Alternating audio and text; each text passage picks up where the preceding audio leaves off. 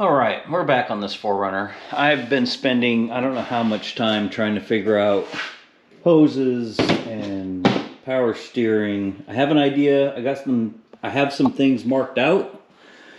I did get a belt measurement and installed. It's a, what is it? 75.5, I think, inches. Did get the front drive line in. It's down there.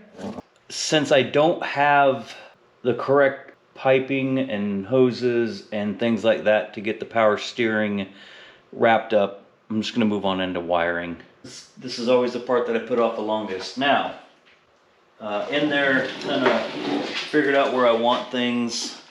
This is all just electrical taped together. Whoever put this fuse box in, tapped them in, and then just electrical taped the crap out of it. So we got to make, I got to make changes.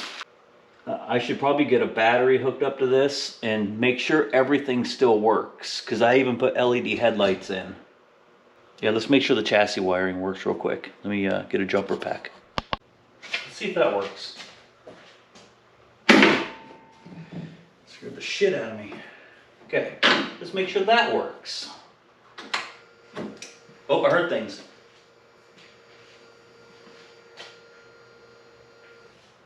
Something turned on. I think that's fuel pump. So, and there's no fuel in it, which, whatever. How about headlights? Haha, headlights still work. Marker light, door light. Oh, mirror works, okay. Horn. Oh, Jesus. Dimmer works. Power antenna. And stereo works. Sunroof works. All right, wiper works. Squirters still work. Now I got wiring in. This is not how it's going to be permanently. I'm just trying to get this rigged up. I was going to try and get this thing to start and then realized I don't have a mass airflow sensor. That's going to be ordered. I don't have any of the O2 sensors. For some reason I wasn't thinking far enough ahead. I need to do some research. This is the factory plug for the alternator. I don't know if I could just leave it disconnected because this is the factory one from the Toyota. So I'm gonna go out back onto that other 4Runner I have just to see what start wire. I don't have any of the wiring for negative cable, positive cable, the starter cables. I don't have any of that. So I think I'm gonna take a little time and try and get this thing to just turn over with a key.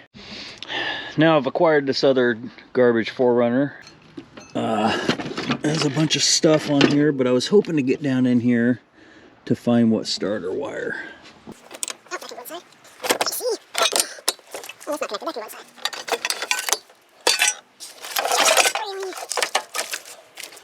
Okay, here's a harness that goes down there,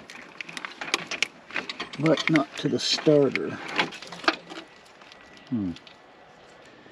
I really don't see the starter wires even in this one. Alright, well that's unsuccessful. I think I'm just going to go back to that 4Runner and I'm just going to hook up a jumper pack to it and start turning the ignition and try and figure out what wire does what, because I don't know what else to do. Now I'm pretty sure it's going to be in this portion of the harness. There's some pretty decent sized wires, but we don't know until we figure it out. Let me try and get that out of there.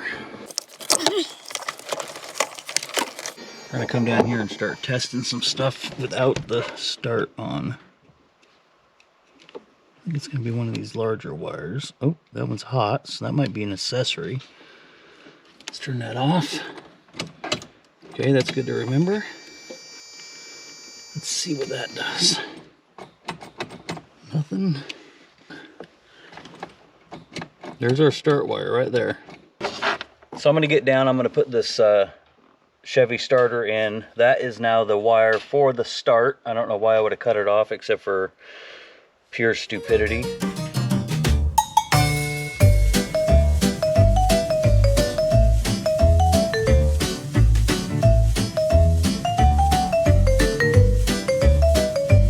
I have a starter wire I still need to connect. I made some ground wires, this chassis ground. I have an extra one here for, I know something's gonna need to be grounded. I put a main one down to the block, which is also down to the frame down there. It's hard to see. Large ground wire here, and then, oh, that's still warm. And then my large starting wire to the starter. What I want to do is I need to get the two sensors hooked up. One to the temp gauge in the 4Runner and the oil pressure one. Now the temp one's going to be easy. On these LS motors, there's a port right next to this spark plug wire in the back of the head. I'll pull that and then match those threads up, and that's where I want to put the factory oil pressure gauge. Once the oil pressure gauge is in, I want to crank it over and see if we have oil pressure in the cab. All right, got that piece off here. So yeah, this is nothing. It's just, I guess maybe to where you can bolt on a cooler or something. I have no idea what this is for, but it's nice to have that option.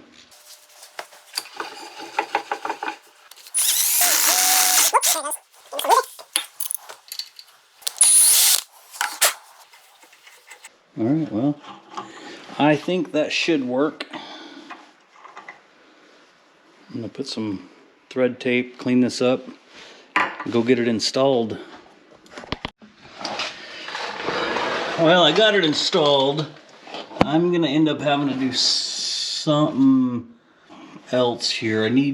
I tried flipping it over, but that didn't work. It put it in a worse spot. At least right now, it kind of clears. I mean, it's right there. All right, it's probably been 2 months since that last clip.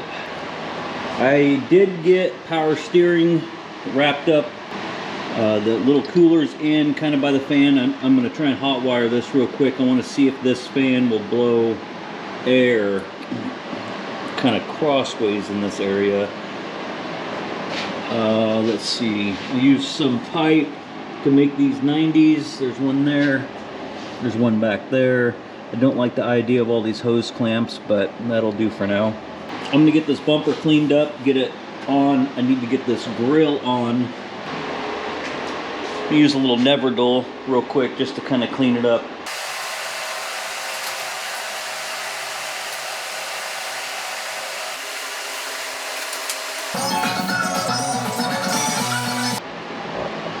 Okay, I need to run out and see if I have any of these clips here.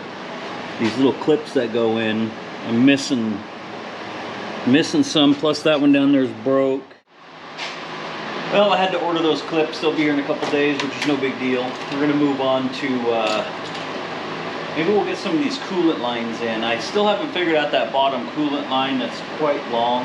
I was hoping to do it in one piece. I did find for this upper one, this crazy, weird looped up hose, because the issue I have is I need to connect this to this, and I thought, well, that's kind of like what I need.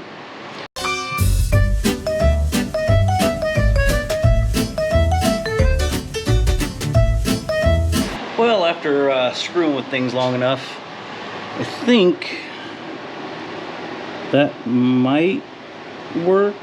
Well, that is a little large. Might be able to get a chunk of this, since I have to trim it anyways, jammed in there like that, and then that would fit.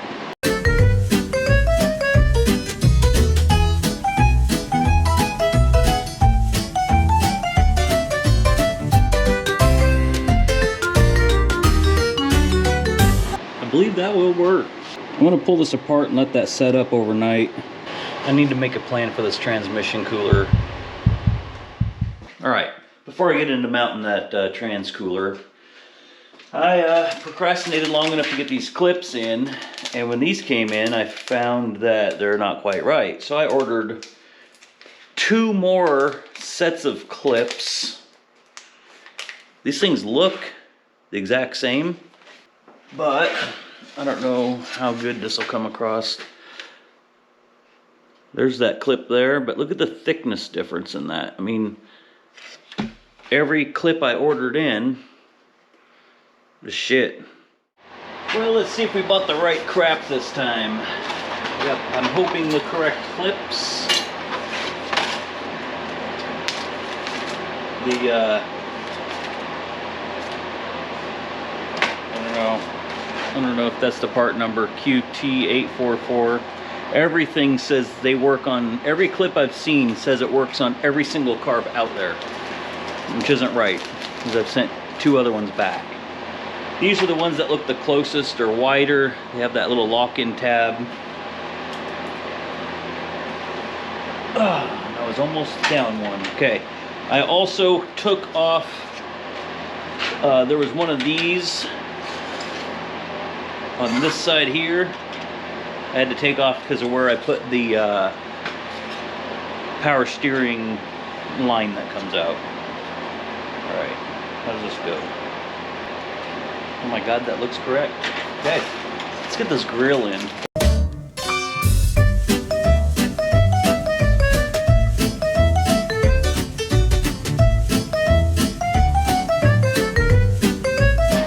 So the front end being back together makes me happy.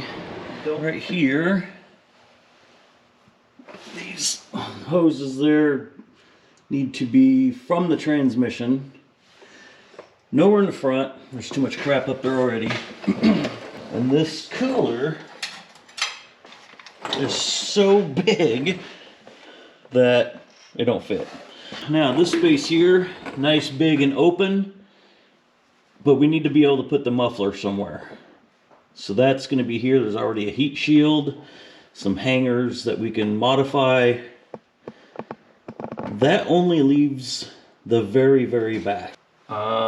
This should be able to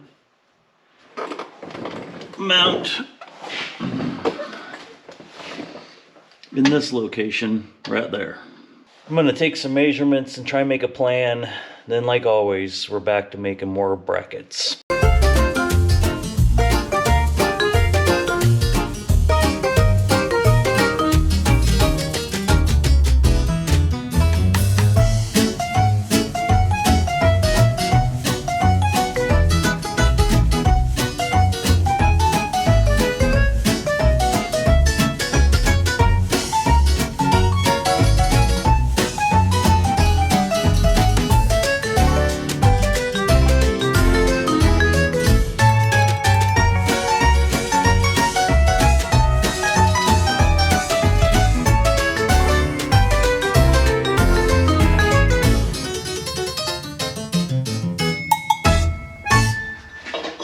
Got that part all ground down because you know a good welder's only a good grinder away. I'm going to get this into the paint booth now.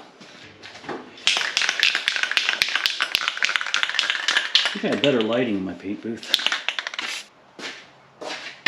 I'm going to let that dry for a little bit. And, oh, I got to paint the other ones too. Never mind. Alright, here's my one issue. I think they gave me about, I don't know, 8 feet of hose.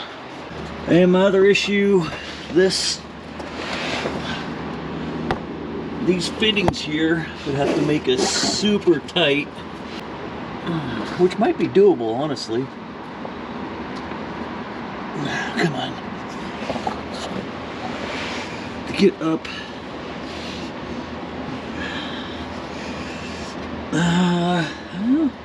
Actually, that might be doable. We might be able to do that because I want it against the frame, and there's already holes in the frame where I can button this up to.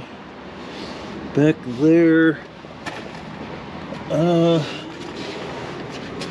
back here it's gonna have to go under the frame, unless maybe I can fab up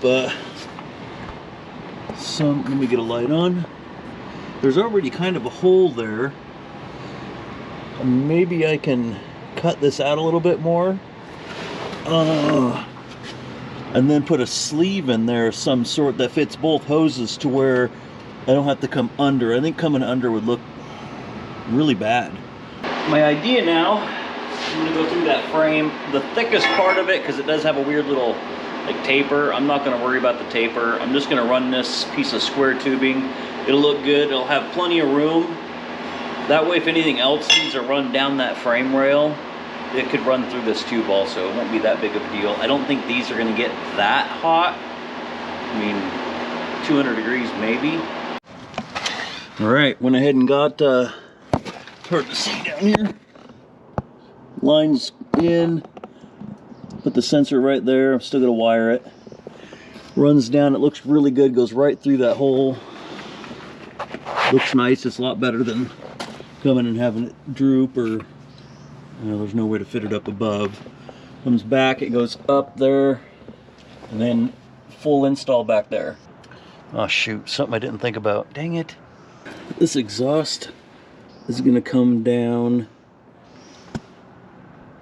I hope it's not gonna be too close to that. It might have to drop kind of low. I was hoping to be able to tuck it up here, so we're gonna have a weird, lucky for me, I'm not there yet. Okay, let's get some tranny fluid in this. I ran out of hose clamps, so I'm hoping nothing will blow off. I'll get hose clamps eventually. That flexible transmission deal that we got comes with this I don't know, fill adapter. Oh, we're gonna see. I think I'm gonna just start out with like 6 quarts to start with, just enough. Actually, let's do 8 because that's a long hose all the way back to a cooler. So let's see, 1, 2, 3, 4, 5, 6. Yep, let's do 8.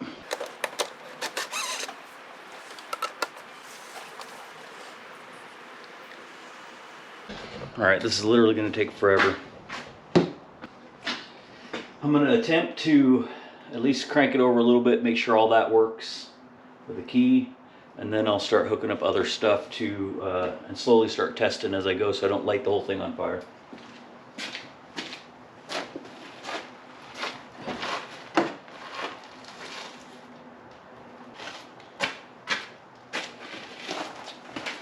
It'd help if I plugged it into the harness.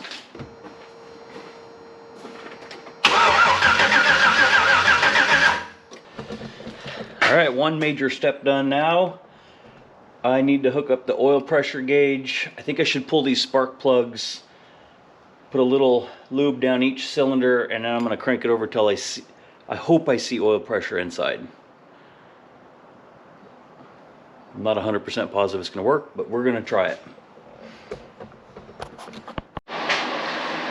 Well, I've been cranking and cranking on this thing, and I have not got oil pressure to register on the gauges yet. And then I got to thinking, maybe this doesn't show, or maybe it doesn't register any of the gauges while cranking. I'm gonna go verify that on another 4Runner out back. I'll just make sure it doesn't start, crank on it for a while. I did verify the gauges all work, which I'm glad I did because I was incorrect on this temp one. So I relabeled it. This is the correct one, and I'll show you how I figured this out. Now, turn the key on, and then you take your wire to a ground, which, let's see, that should work as a ground. Yep, see there's, so if you look down in there as I do this, might pick up a spark. And then if you come up here and you watch the temp gauge, when I ground this out, you'll see it. And I verified that on the oil pressure, it works just fine. I just wanted to see it while cranking. So I guess we'll take a trip outside. All right, I went ahead and pulled the EFI relay. I'm hoping I left the key in this thing. Yep, okay.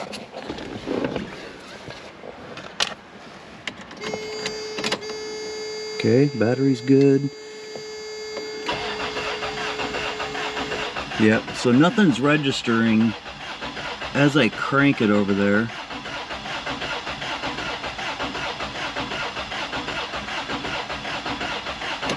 Okay, I'm gonna go put the EFI relay back in. I think this thing still runs.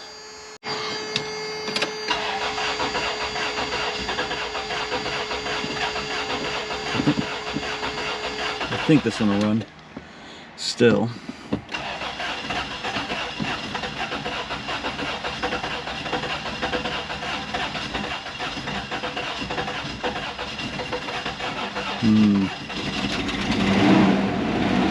Yeah, so I think it just needs to run for that oil pressure thing to actually work in the cab, which is fine.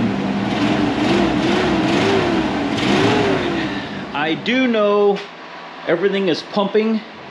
I found that I sprung a power steering leak. Transmission fluid's leaking because I still don't have hose clamps on them. So I'm gonna try and get a bunch of this buttoned up, and then in the next video we're gonna see if we can get this motor to start. I think that's gonna be the goal. Once I get clamps, oh, and I don't have fuel. I need to go get fuel.